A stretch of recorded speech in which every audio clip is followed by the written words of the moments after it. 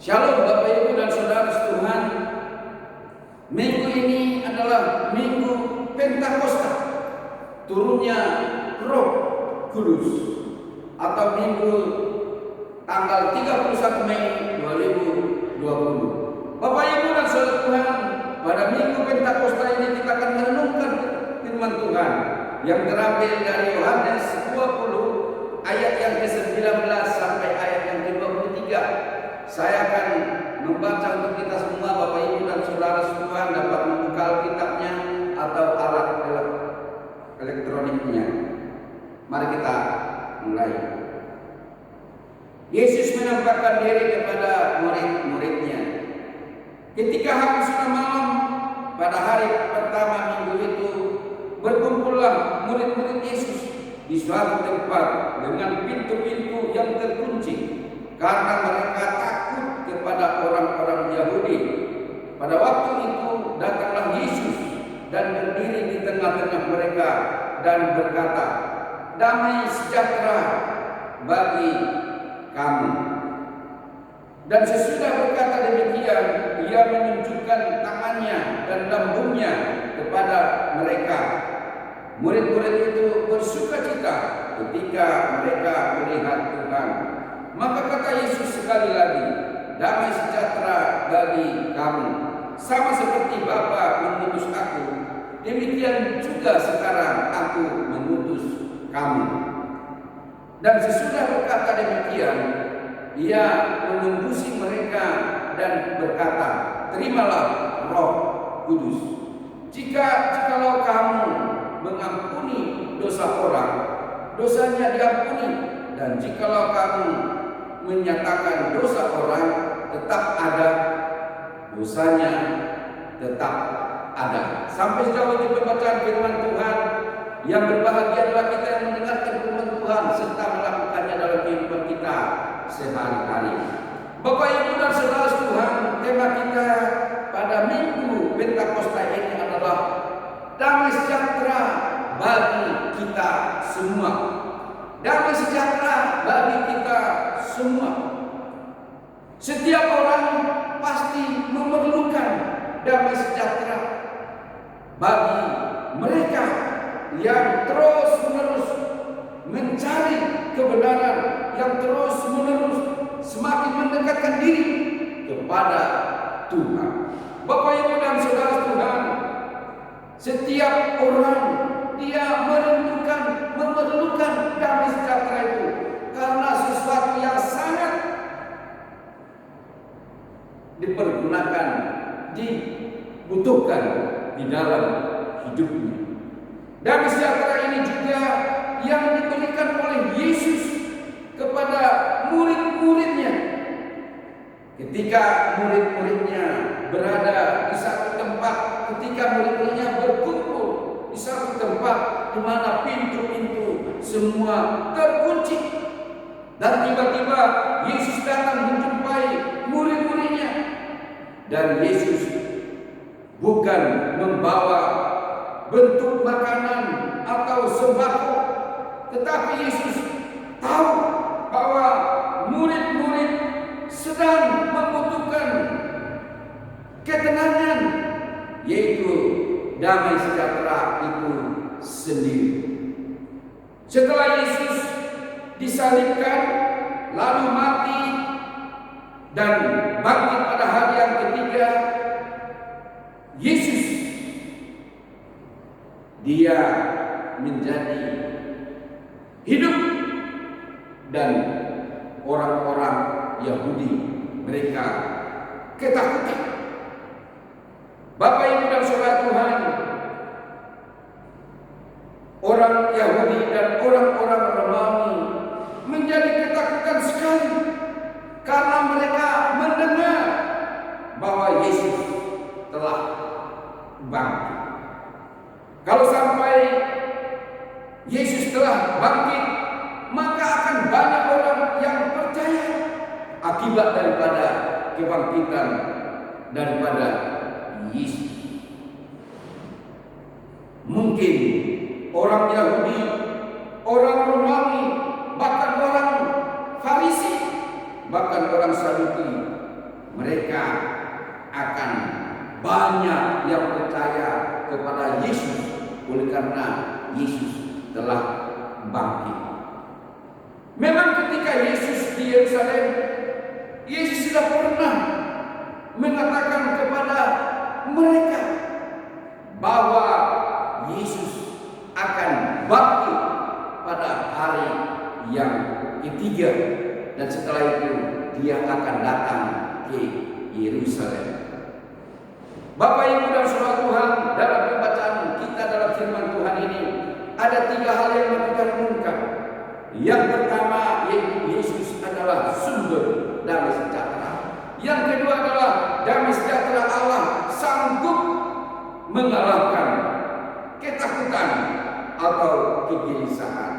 Dan yang ketiga, damai sejahtera sebagai warisan yang berharga bagi murid-murid. Yang ketiga hal inilah yang mau kita renungkan, Bapak, Ibu dan Saudara Tuhan. Yang pertama, Yesus adalah sumber damai sejahtera. Murid-murid dalam situasi yang sangat ketakutan, itulah sebabnya tempat di mana mereka berkumpul, semua pintu terkunci karena mereka takut sama orang Yahudi dan juga kepada orang Romawi. Takut mereka dituduh yang mengambil mayat Tuhan Yesus. Yesus mengetahui keadaan mereka pada saat itu sedang dilanda rasa ketakutan dan kegelisahan. Dan dalam situasi yang menegangkan, Yesus sebagai sumber damai sejahtera itu langsung menenangkan hati mereka, hanya mengatakan damai sejahtera bagi kamu. Bapak, Ibu dan Saudara Tuhan, pada saat itu murid-murid hatinya menjadi tenang, pikiran mereka menjadi tenang, dan mereka sangat bersukacita, bergembira karena Yesus telah menampakkan diri, bahkan menunjukkan bekas apu atau bekas tobat yang ada di lambungnya. Bapak, Ibu dan Saudara Tuhan, murid-murid tahu bahwa Yesus adalah sumber damai sejahtera itu sendiri, sehingga mereka merasa tenang dan hati bahkan pikiran mereka langsung teduh. Bahkan keraguan-keraguan mereka itu hilang setelah menyaksikan tubuh Tuhan Yesus sendiri. Memang kita masih dalam dunia yang menawarkan banyak kedamaian, ketenangan, tetapi itu hanya memberikan damai sejahtera hanya sementara. Yakinlah bahwa hanya Yesuslah yang mampu memberikan damai sejahtera yang kekal bagi kita yang percaya kepadanya. Bapak, Ibu dan Saudara Tuhan, yang kedua yang mau kita lihat dalam firman Tuhan ini, yang pertama tadi Yesus adalah sumber damai sejahtera. Yang kedua, damai sejahtera Allah sanggup mengalahkan ketakutan atau kegelisahan. Ketika murid-murid berkumpul dalam satu rumah yang semua pintu tertutup, ini menandakan bahwa murid-murid sedang ketakutan, sedang gelisah oleh karena mayat Tuhan Yesus telah hilang atau telah bangkit. Murid-murid ketakutan bahwa mereka dituduh mencuri mayat Tuhan Yesus, padahal Tuhan Yesus telah bangkit dari antara orang mati. Dengan tiba-tiba Tuhan Yesus muncul di tengah-tengah mereka dan mengatakan, damai sejahtera bagi kamu sekalian. Dengan adanya Roh Kudus dalam diri kita yang percaya kepada Yesus, Itulah yang memampukan kita untuk terus dapat hidup dengan damai sejahtera, mengalami ketenangan, ketentraman, menghilangkan rasa takut. Bahkan ketika ada persoalan, kita tetap mengalami damai sejahtera. Oleh karena kita mengasihi Yesus, dan sebaliknya Yesus mengasihi kita sekalian. Bapak Ibu dan saudara Tuhan, sebagai contoh bagaimana seorang mengalami damai sejahtera, yaitu ketika seorang bekerja dalam satu rumah majikan atau dalam satu rumah yang mempekerjakan seorang budak, dia dengan sungguh-sungguh bekerja dan bertanggung jawab atas semua pekerjaannya, dan dia lakukan itu dengan baik dan juga dengan rapi. Dia mengerjakan itu semua semata-mata seperti untuk Tuhan, sehingga semuanya dikerjakannya bukan dengan keadaan terpaksa, tetapi dengan hati yang bersih. Dia dalam pekerjaannya, dia memasukkan semua unta ke dalam kandangnya. Dia memasukkan semua kendaraan ke gudang atau ke gerasi. Dia membuat pagar dan juga gerasi dengan bagus dan lain sebagainya. Yang penting semua pekerjaan sudah beres dan tiba waktunya dia tidur. Tetapi sebelum dia tidur, dia baca dulu firman Tuhan. Dia berdoa supaya Tuhan yang menyertai dan memberkati ketika dia tidur. Bapak Ibu dan saudara Tuhan, waktu dia tidur, hujan datang yang sangat deras sekali, bercampur angin puting beliung. Majikannya terbangun dan teringat semua hartanya. Dia takut hartanya itu kehujanan atau hilang dan rusak, dan dia periksa semuanya sudah beres di tempatnya masing-masing. Onta sudah berada di kandangnya, mobil dan kendaraan yang lain sudah ada di gerasi, pagar dan juga gerasi sudah ditumbuk dengan baik dan lain sebagainya. Semuanya sudah beres. Bapak Ibu dan saudara Tuhan, ketika ada badai, ketika ada persoalan, bagaimana si karyawan ini, si budak ini, dia tidur dengan nyenyak, tetapi tuannya itu, majikannya itu, dia tidak dapat tidur dengan nyenyak. Karena apa?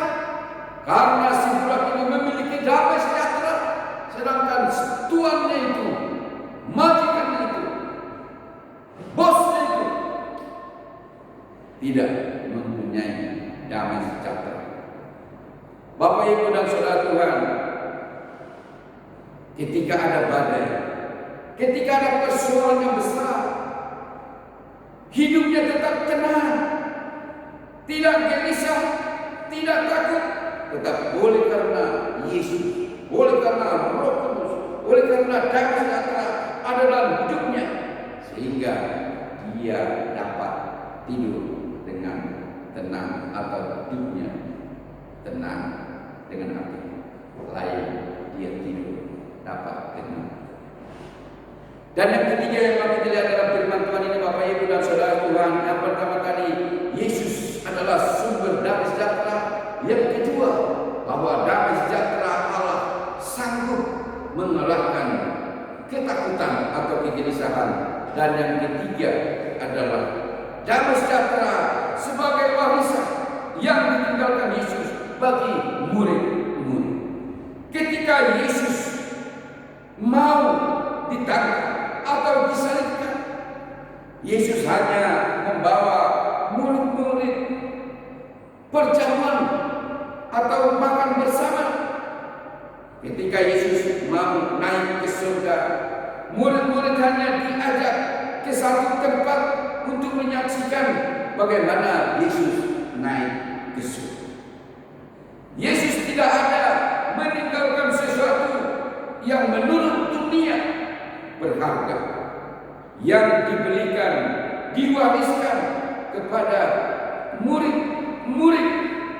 Padahal murid-murid sudah mengikuti Yesus kurang lebih 3,5 tahun waktu atau dengan full time. Semua kehidupan murid-murid sudah dicurahkan untuk mengikuti Yesus, namun tidak ada sesuatu yang berharga secara dunia diberikan atau ditinggalkan kepada murid-murid. Bapak, Ibu, dan saudara sekalian yang dikasihi oleh Tuhan, yang ditinggalkan atau yang diwariskan oleh Yesus kepada murid-muridnya hanyalah damai sejahteranya. Berkali-kali Yesus mengatakan damai sejahtera bagi kamu, atau di dalam Yohanes 14 ayat 27 dikatakan, damai sejahtera-Ku kutinggalkan kepadamu. Artinya hanya damai sejahtera Yesus yang diberikan, diwariskan kepada murid-murid. Demikian juga dengan kita yang percaya kepada Yesus, hanya damai sejahteranya yang ditinggalkan, diwariskan kepada kita, dan juga iman serta kuasa Roh Kudus. Hanya itu yang diberikan kepada kita. Harta secara dunia tidak ada, tetapi harta secara rohani, secara ilahi adalah damai sejahtera dan juga kuasa Roh Kudus. Itulah yang diberikan, yang diwariskan kepada kita semua yang percaya kepada Bapak, Ibu, dan saudara-saudara, yang menjadi perlindungan bagi kita dari firman Tuhan adalah kita harus mengimani bahwa Yesus Kristus adalah sumber damai sejahtera itu, dan kita perlu selalu datang kepadanya untuk bermohon supaya damai sejahtera itu diberikan kepada kita. Melalui itu kita sanggup untuk menghadapi persoalan, menghadapi badai yang muncul dalam kehidupan kita selama kita hidup di dunia ini. Bapak, Ibu, dan saudara Tuhan, tidak ada yang diberikan oleh Yesus kepada kita yang berharga secara dunia, tetapi damai sejahtera itu telah ditinggalkan, telah diberikan bagi kita, dan juga Roh Kudus telah diberikan, telah dicurahkan kepada kita, sehingga melalui damai sejahtera itu, melalui kuasa Roh Kudus itu, kita dapat mengalahkan segala persoalan, segala permasalahan yang telah muncul, yang telah datang di dalam kehidupan kita sehari-hari. Oleh karena itu, Bapak, Ibu, dan saudara Tuhan, marilah kita percaya kepada Yesus yang telah memberikan damai sejahtera kepada kita, yang telah memberikan Roh Kudus-Nya kepada kita, sehingga melalui itulah kita mampu untuk mengarungi hidup ini, baik atau susah, tenang atau banyak badai, kita akan dimampukan untuk mengatasinya semua. Biarlah Tuhan yang menolong kita semuanya. Amin. Mari kita berdoa. Bapa di surga, kami bersyukur dan berterima kasih Tuhan kepada-Mu, karena damai sejahtera telah Kau berikan kepada kami, telah Kau wariskan kepada kami. Karena itu merupakan nilai rohani yang sangat tinggi, dan itulah yang memampukan kami untuk menghadapi persoalan, menghadapi badai selama kami berada di dunia. Kami juga bersyukur untuk Roh Kudus yang Tuhan telah curahkan bagi kami, yang memampukan kami untuk terus-menerus mengatasi persoalan, bahkan mampu untuk memberitakan firman kepada orang yang membutuhkan. Terima kasih Tuhan, terpujilah Engkau kekal sampai selama-lamanya. Dalam Yesus kami berdoa, bersyukur dan berterima kasih untuk firman. Haleluya. Amin. Shalom.